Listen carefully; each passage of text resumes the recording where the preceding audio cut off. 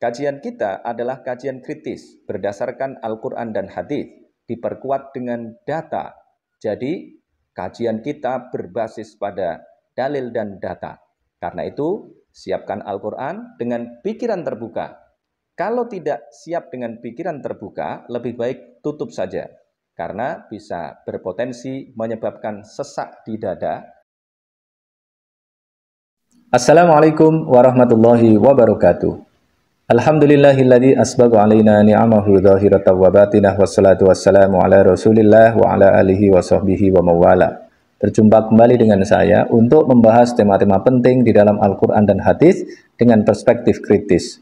Memang kita ini harus memiliki paradigma kritis karena ada banyak perspektif di masa lalu yang ternyata keliru. Ada juga perspektif di masa lalu yang relevan tetapi hari ini tidak relevan. Di masa yang akan datang mungkin akan relevan lagi, tetapi juga mungkin makin tidak relevan. Karena itu kita harus menggunakan paradigma kritis. Pada kesempatan ini saya akan mengangkat tema tentang perspektif takbiratul ihram. Saya ingin kembali menunjukkan bahwa ada banyak sekali perbedaan perspektif di kalangan ulama Islam yang kemudian juga ditulis di dalam kitab-kitab yang dipakai di pesantren, di perguruan tinggi. Maka kita harus menjadi orang yang terbuka, melakukan telaah yang mendalam, kemudian kita melakukan kritik terhadap perspektif-perspektif yang kita anggap tidak tepat. Itu biasa.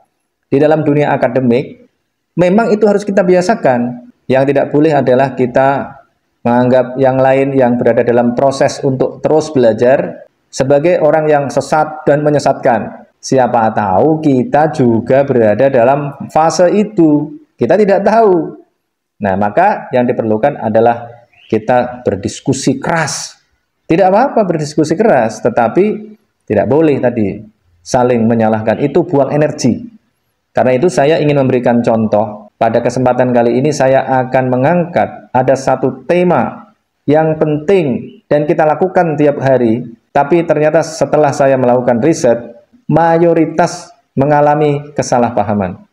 Tema yang saya angkat pada kesempatan kali ini adalah perspektif tentang takbiratul ihram. Kalau kita melihat referensi-referensi kitab-kitab yang digunakan di pesantren, kemudian apalagi yang paling gampang, silahkan ketik di Google, disebut takbiratul ihram karena atau takbiratul ihram, nanti akan muncul banyak bacaan yang memberikan definisi, memberikan perspektif bahwa takbiratul ihram adalah takbir yang menjadi penanda bahwa sesuatu yang sebelum melakukan sholat adalah halal, kemudian menjadi haram. Ini adalah perspektif yang paling umum. Setelah saya melakukan riset, ada sebagian orang yang tidak tahu maksud takbiratul ihram itu apa, tetapi sebagiannya mengatakan takbir yang mengharamkan sesuatu yang sebelum sholat adalah halal. Kemudian saya kejar untuk membuat orang yang menerima definisi tadi itu bernalar. Saya biasanya bertanya, apa contoh yang sebelumnya halal kemudian setelah takbiratul ihram menjadi haram? Makan, minum, kentut, dan lain-lain. Kemudian saya kejar lagi, apakah kalau Anda kentut pada saat sudah takbiratul ihram, Anda dosa? Mikir dia, batal.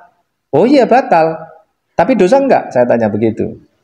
Iya juga ya, enggak dosa ya. Kenapa? Karena definisi haram adalah kalau kita melakukannya, maka kita dosa. Sebaliknya dengan wajib, kalau wajib, kalau kita melakukan kita mendapatkan pahala, kalau kita tinggalkan kita dosa. Maka kemudian menjadi sadar. Lalu makna ihram di dalam takbiratul ihram itu apa? Kemudian baru saya ajak untuk mencari definisi yang lain. Ihram berasal dari kata ahroma. Ahroma berasal dari kata haruma. Arti aslinya adalah menghormati atau memuliakan. Sesuatu yang dimuliakan jangan disentuh-sentuh, jangan diulik-ulik. Maka kemudian jadi larangan. Ceritanya begitu awalnya. Nah, maka perspektif ini harus kita kuasai dengan baik. Jadi, takbiratul ihram adalah takbir yang menandakan bahwa kita memulai untuk memuliakan, menghormati, Karena kata haram kemudian diserap ke dalam bahasa Indonesia, haruma yahrumu hurmatan, itu artinya hormat. Kemudian menyucikan, menghormati Allah caranya bagaimana? Menyucikannya. Tidak ada yang lain, tidak ada yang selain Allah yang layak dijadikan sebagai Tuhan. Jadi sholat itu artinya adalah at-ta'zim wa takrim. Ini ada di dalam kitab Lisanul Arab karya Ibnu Manzur. Kitab ini sering sekali saya rujuk karena ini adalah kitab yang paling otoritatif untuk menjelaskan tentang kata-kata, tentang makna kata. Kalau kita mau mengetahui makna kata yang relatif paling akurat, buka Lisanul Arab karya Ibnu Manzur. Buka juz 14 halaman 466. Ibnu Manzur mengutip Al-Khattabi ini. Wa qala Al-Khattabi, as-salatul lati bi makna ta'zim wa takrim la tuqalu li ghairihi. Jadi kalau salat tadi, as-salatu utawi salat allati yang bimakna ta'zim, dengan makna ta'zim, ta'zim itu artinya mengagungkan, wa takrim dan memuliakan, la tuqalu li ghairihi, iku la tuqalu tidak dikatakan apa as-shalah li ghairihi kepada selain at-ta'zim wa takrim. Tapi kalau digunakan untuk yang lain itu artinya bukan at-ta'zim wa takrim. Wallati bimakna du'a watabrik tuqalu li ghairihi. Jadi kalau bukan sholat itu artinya adalah doa dan pemberkatan atau pemberian berkah. Nah itu as-sholah. Maka ada ayat itu di dalam Al-Quran, innallaha wa malaikatahu yusalluna 'alan nabi ya ayyuhalladzina amanu sallu alaihi wa sallimu taslima. Silahkan itu dibuka di surat Al-Ahzab. Nah, kita mesti memaknai takbiratul ihram ini dengan tepat sehingga kita bisa merasakan sholat ini sebagai ibadah untuk memuliakan Allah Subhanahu wa taala, untuk menghormati secara total Allah Subhanahu wa taala dan menyucikan Allah Subhanahu wa taala. Karena menghormati itu maksudnya ya menyucikan, memuliakan itu dengan cara menyucikan Allah Subhanahu wa taala. Sekarang mana ayat yang mendukung makna ini?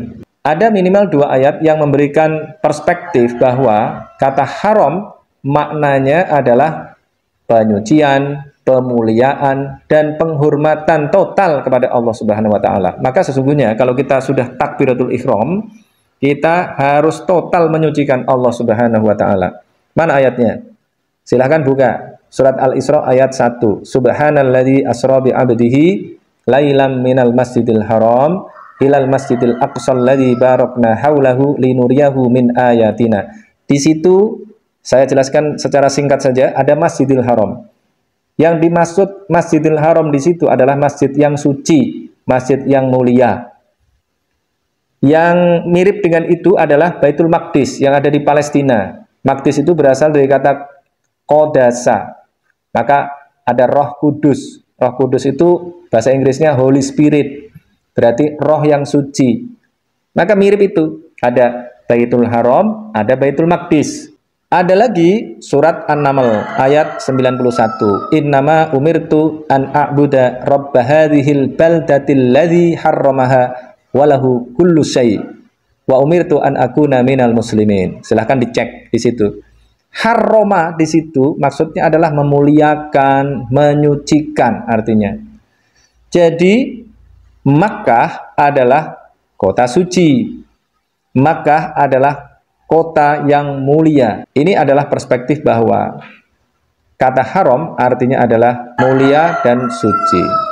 Maka takbiratul ihram sekali lagi artinya adalah takbir sebagai penanda kita menyucikan, menghormati, memuliakan Allah Subhanahu wa taala. Lalu apa panduan Al-Qur'an untuk menyucikan Allah Subhanahu wa taala? Silahkan baca surat An-Nasr ayat ketiga ini. Fasabbih bihamdi rabbika wastaghfir innahu kana tawwaba. Fasabbih, maka menyucikanlah sapa kamu, maka bertasbihlah kamu. Bertasbihnya dengan bagaimana? Bihamdi rabbika, dengan memuji Tuhanmu. Wastaghfirhu, dan meminta ampunlah kamu kepadanya. Innahu kana tawwaba, sesungguhnya Allah Maha penerima taubat. Ini yang betul-betul kita kerjakan. Sebelum kita sholat, kita wudhu dulu. Ada toharoh namanya. Jadi menyucikan diri kita sendiri. Kita menyucikan diri untuk menyucikan Allah. Bagaimana mungkin kita mau menyucikan Allah kalau kita sendiri tidak suci?